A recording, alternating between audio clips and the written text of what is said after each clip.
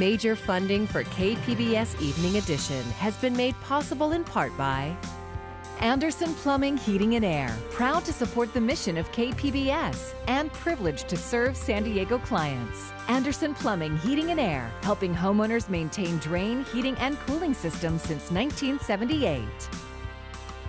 And by the Conrad Prebys Foundation, Darlene Marcos Shiley, and by the following.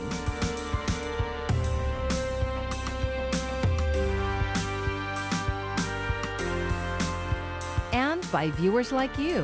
Thank you.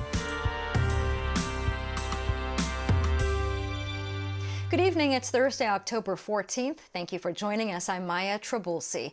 And we begin with good news on the COVID-19 front. San Diego County now has one of the highest vaccine rates in the state. And as KPBS reporter Alexandra Rangel reports, numbers could rise here in the wake of new booster shot news.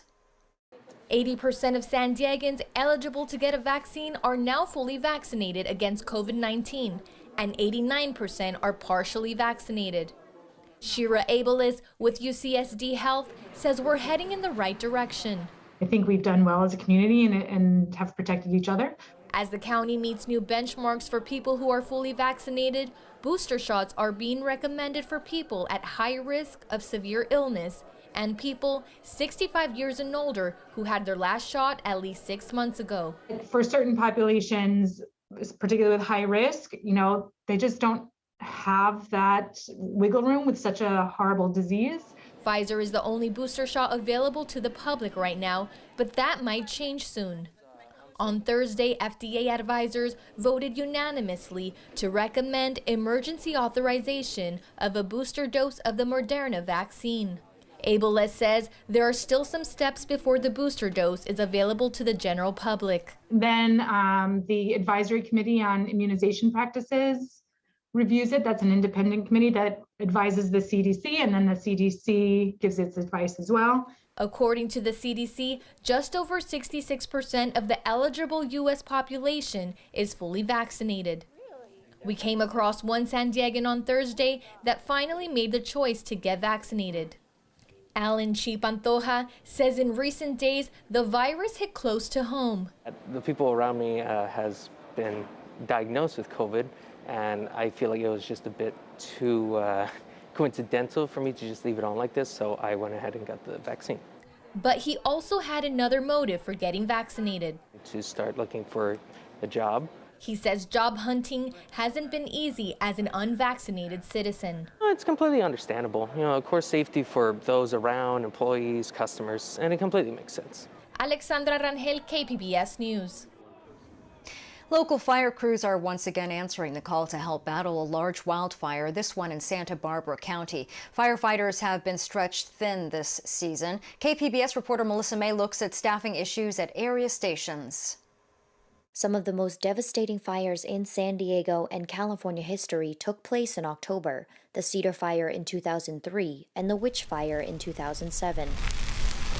We prepare for the worst, we hope for the best, but we're ready to go, and if we do get dispatched to a fire, we'll attack it aggressively. CAL FIRE San Diego Fire Captain Frank Lococo describes the near-critical wildfire conditions the county will face through Saturday. We're not quite at a red flag or significant Santa Ana winds, but we are expecting to see a warm-up over the next couple of days with some offshore winds, and typically those coincide with elevated fire danger. According to the National Weather Service, winds are expected to peak late Friday morning, with gusts between 30 to 40 miles per hour. They affect fire behavior in multiple different ways, but they also affect our ability to fight the fire by taking some of our tools away. One of those tools is CAL FIRE's aircraft support. Aircraft are grounded with winds above 30 miles per hour. One, it's pilot safety, and two, it really renders the drops, especially the retardant drops out of our fixed wing aircraft, it renders them useless because it mists before it hits the ground. Crews from San Diego are currently helping fight the Alisal fire. Currently, we have 10 fire engines and 2 hand crews up at the fire in Santa Barbara. And really, we're a statewide fire agency, so if there's a need, we're going to respond to it. Lococo says CAL FIRE San Diego is prepared for fires here. Cognizant of the different areas throughout the county, different topographies, different plant life, different types of infrastructure issues. We really, pre-plan all of our areas that we respond to so that in the event we are dispatched to a fire, we're adequately prepared. Melissa May, KPBS News. Officials in the Poway Unified School District are making a plea for workers due to staffing shortages. Due to the pandemic and retirements, positions like bus drivers, office assistants, and food service staffing are in demand. Students are getting meals later and are on wait lists for a bus. People they're wearing out. They're getting tired. Shout out to our current staff and employees. And we have been asking the world of our current staff, and they have gone above and beyond. The district hopes people looking to positively impact the lives of children apply and see Poway Unified as a new career opportunity. The San Diego Union High School District Board of Trustees is meeting at this hour. The agenda includes a final vote to hire a new superintendent. The board is also taking on the controversial and often misrepresented issue of critical race theory. KPBS education reporter MG Perez explains the connection between both votes. Here at the corner of 11th Avenue and J Street downtown, there is big news breaking at the E3 Civic High Charter School. The school's CEO and principal, Dr. Cheryl James Ward, is leaving to lead the San Diego Union High School District. E3 Civic High boasts a 100% graduation rate with a diverse student body of about 400 students that come from 35 zip codes across San Diego County. The distance from this urban campus to the San Diego Union High School District Administration Building in Encinitas is much more than just a few miles on a map. There's a divide in philosophy, and the student population looks much different. Special board meeting of the San Diego Union High School District Board of Trustees. This North County School Board of Trustees represents about 13,000 students. Almost 60% of them are white. Only 16% are Hispanic and less than 2% Black. We're taking, 20 steps back. We are going back. Maria Figueroa is a parent at the San Diego District. Her 15-year-old son is in 10th grade at San Diego Academy. On the same night the board is voting to hire a Black female superintendent, they are also voting to ban the teaching of critical race theory. It's an issue that has become political and misrepresented. Critical race theory is only taught in law schools and higher education. Figueroa says appropriate ethnic studies of minority history gets lost in that confusion. There's plenty of research that demonstrates that students who engage in this type of way succeed best. They do well on their academic journey. Tonight, the school board is voting on an amendment to its controversial issues policy designed to protect students from inappropriate curriculum and other information. The amendment says, instruction shall not teach or include critical race theory as part of the curriculum, instruction, or educational materials. Critical race theory is not required by the State Board of Education as part of any of its content standards or framework.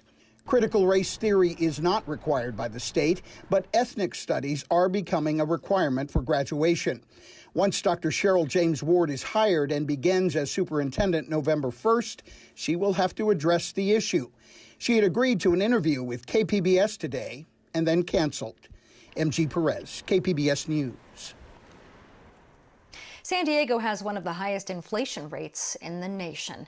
New numbers show it was at 6.5% in September. Nationwide key inflation indicators rose 4.4%, and it appears the price of goods is not going down anytime soon. Food, shelter, household furnishings, car insurance, and more, all up. On the flip side, air travel prices are mostly down or steady. One place you will notice the sharp increase in inflation is the grocery store. David Louie reports from the Bay Area.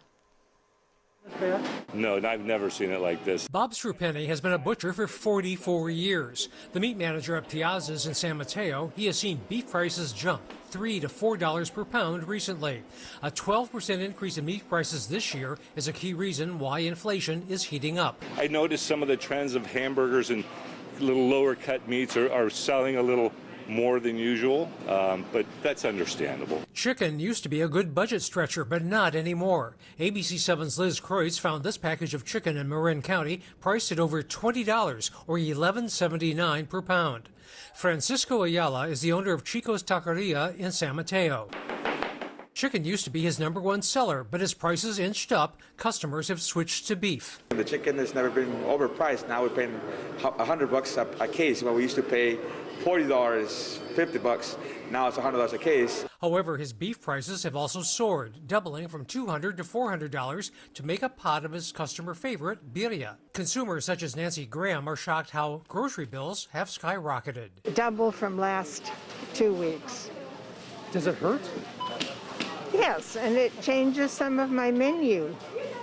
If that's what I thought I was going to buy, and then I look at it and I think it was $12 and now it's $24. Shipping costs is part of the reason. They've gone, I've heard, anywhere from $7,000 to $15,000 for the same container to ship things over from overseas. Concerns have also been raised about consolidation in processing plants in other parts of the country that has reduced price competition.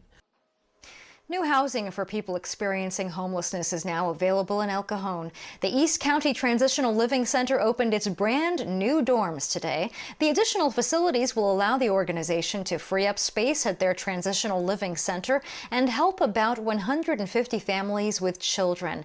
While enrolled in this program, each individual will have access to a number of health services and programs to help them get back on their feet.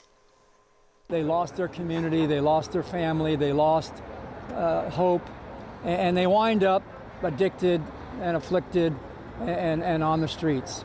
But they're not throwaway people. They're important to society. We need to help them get back into life.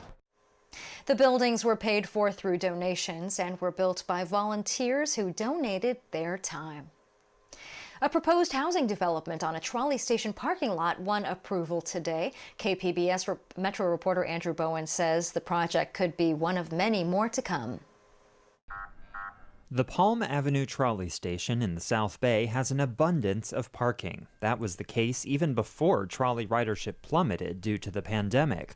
Now a team of developers has the all-clear from the Metropolitan Transit System to build 390 apartments here. They'll be affordable to low- and middle-income households. Last month, MTS board members put off a vote on the project over concerns about the loss of parking, but advocates told the board that concern was misguided. The best way of increasing transit ridership and meeting our climate goals is with infill development. It's not with parking. The more parking that MTS requires, the less housing it's going to be able to build. And the other goal of meeting our housing affordability crisis is also not served by building more parking. MTS staff are now planning a study on how to accommodate park and ride trolley passengers while also reducing the demand for parking. That could include better access to stations via bus, biking, and walking. San Diego City Council member Vivian Moreno says she's happy with that plan going forward. We can't just eliminate parking and stop there. We have to develop a better transition option to access the station and actively sell them to our customers. MTS owns more than 50 acres of prime real estate adjacent to public transit scattered across the county. That's land that could be key to helping solve the region's housing shortage. But the debate over how or whether to develop that land and how much parking a public transit agency really needs is likely to continue. Andrew Bowen, KPBS News. Greenhouse gas emissions in G20 countries are on the rise, and that is according to a report out today from the global partnership Climate Transparency. While emissions plunged by 6% last year, this year they are projected to rise by 4%. That's despite strong growth in solar and wind power. Researchers predict temperatures will rise 2.4 degrees Celsius from pre-industrial times by the end of the century, even if every G20 nation's current targets are achieved. That's well above the 1.5 degree goal set by the Paris Agreement. The amount of oil spilled from an offshore pipeline leak off the coast of Orange County is now believed to be close to about 25,000 gallons. It was previously estimated to be between 25,000 gallons and 132,000 gallons. A Coast Guard official said today the final count for the spill will likely be closer to the lower figure. The spill killed at least dozens of fish and birds. Others just needed some care and some cleaning. As reporter Michelle Gillet shows us, a few such birds are once again free. It's back into the wild for two birds injured in the Orange County oil spill. A duck and a grebe covered in oil in Huntington Beach 9 days ago have been rehabilitated. Wednesday, they were set free. The ability to take something and take an animal that's so affected during an accident such as this and return it back into the environment, it's a time of celebration. The Oiled Wildlife Care Network, based out of UC Davis, is still mobilized along the coast. 85 animals, mainly birds, have been rescued. We have cleaned 22 birds. There's been 2 released, but there's also 57 birds that were dead on arrival. So definitely an impact to our wildlife here. At the Wetlands and Wildlife Care Center in Huntington Beach, an oiled western grebe was stabilized and transferred to a facility in San Pedro. As the investigation begins into the spill, wildlife experts are grateful that the worst may now be over, but they're still upset that it happened at all. Even if one bird was affected, that is absolutely not acceptable. The spill happened at the end of the migratory season, which was lucky. Absorbent booms and berms were up in the sensitive Huntington Beach wetlands quickly, but there was plenty of damage to the environment, say conservationists. Just because you can't see it, if you were here Sunday of last week, you could smell it. Your eyes would be watering. That's how much oil was floating on the surface of the water over here. I guess another way to describe it is, let's go throw a can of oil in their backyard pool and let them go swim in it. That was Michelle Gillet reporting. Crews have been cleaning up the spill and testing both the water and the soil. The sale of portable gas-powered generators will be banned in California starting in the year 2028 under a state law passed this month. As Stephanie Lynn reports, the new law is generating concern. The roar of a generator fills the workshop at this electrical supply store in Rancho Cordova. This one will actually automatically start when the power goes out. Manager Ryan Hewson shows us what's in stock. Right now, the shop carries gas-powered equipment, but that's expected to change. The state this month banning the sale of gas-powered lawnmowers and leaf blowers by 2024. Today, we learned sales of gas portable generators that run under 25 horsepower will also be restricted by 2028. Honestly, we're going to have to try to figure out solutions for people. Hewson says he understands the call to get California to zero-emission standards, but the switch to battery-powered product is going to cost his company, which still needs to offload its gas generators. But the bigger loss might be felt by customers. And I've seen them from hundreds of dollars on up. It just depends on how big of a battery. One big advantage that gas-powered generators like this one have over battery-powered generators is that you can constantly refuel them through an emergency, like a power outage. There's no comparison. The Portable Generator Manufacturers Association raising concerns over the reliability of battery-backed equipment during a time of increased wildfire and PG&E outages in California. We just don't think that the zero-emission portable generators are suitable. But even in a power outage, right, you could still go to the gas station and get more gas if you... I reached out to Assemblyman Mark Berman, who co-authored the bill. In a statement, his office responded, "The law does not phase out the sale of gas-powered small portable generators until 2028. The extension is designed to provide adequate time for manufacturers to develop cost-effective, zero-emission portable generators that meet consumer needs during outages." Still, critics say they are not satisfied. Air Resources Board should not be mandating these to be done by 2028 just on a hope and a prayer that the technology will be there. That was Stephanie Lynn reporting. Under the new law, people who currently own gas generators can continue using them after 2028, but people cannot buy new ones.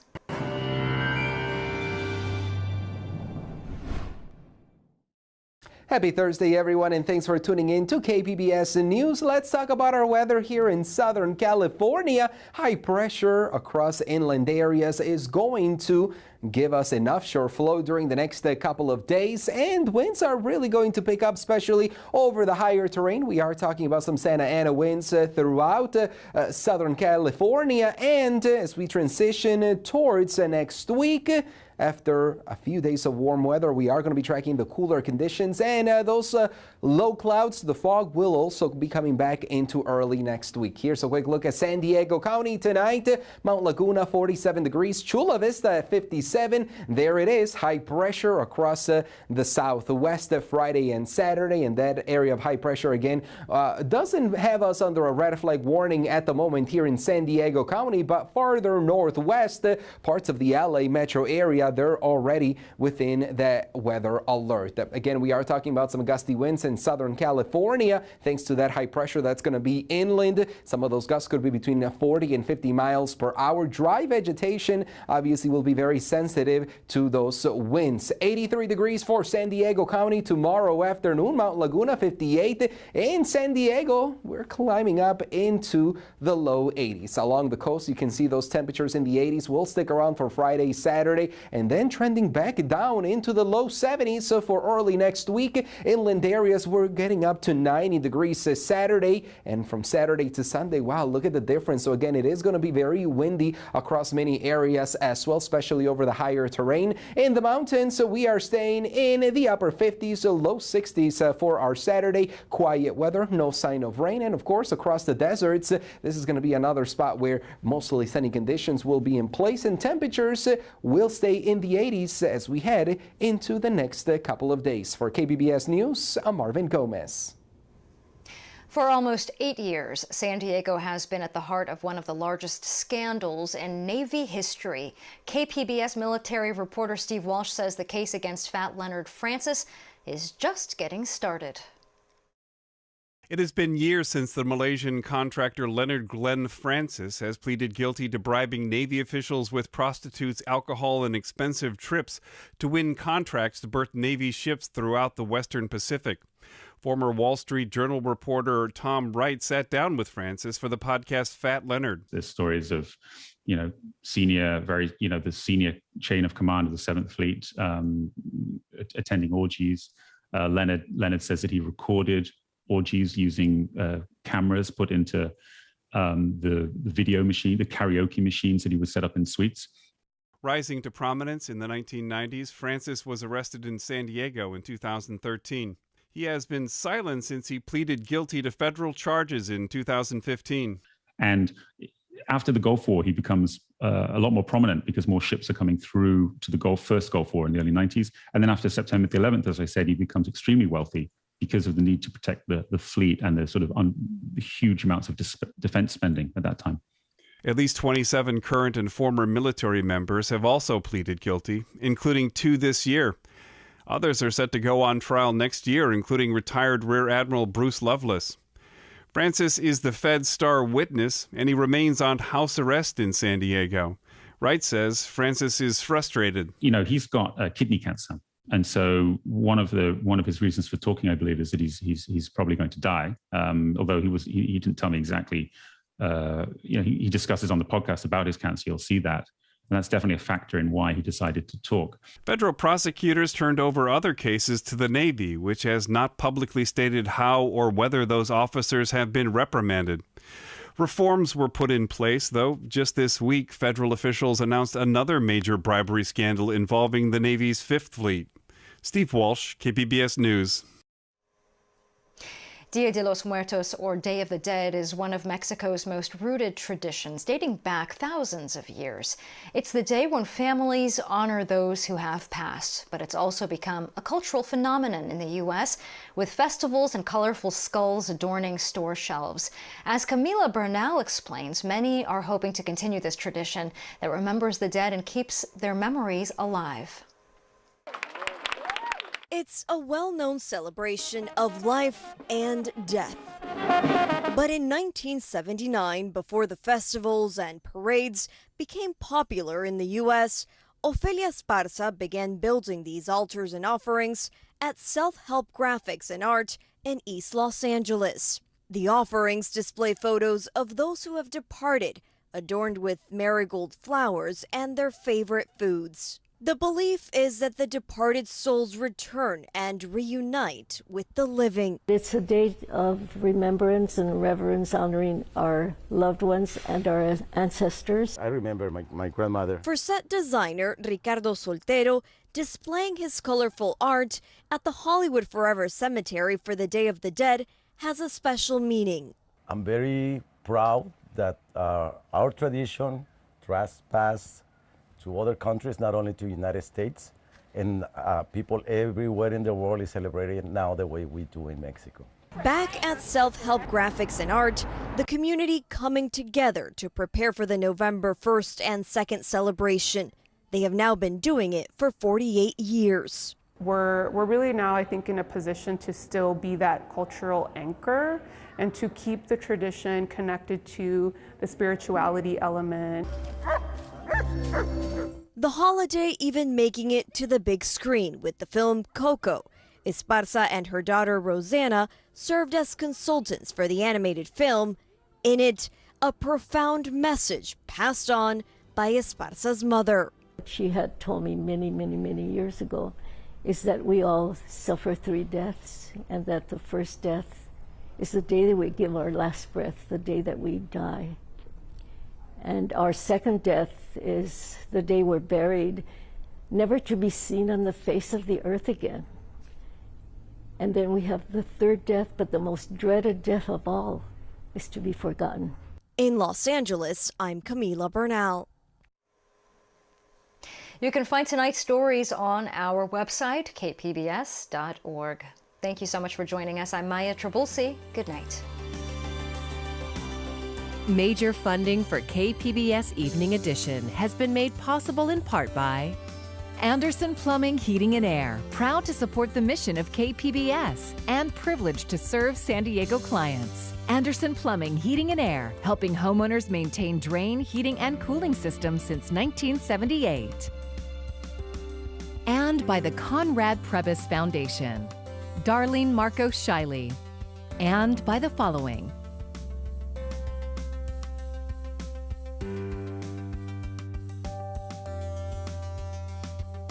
and by viewers like you. Thank you.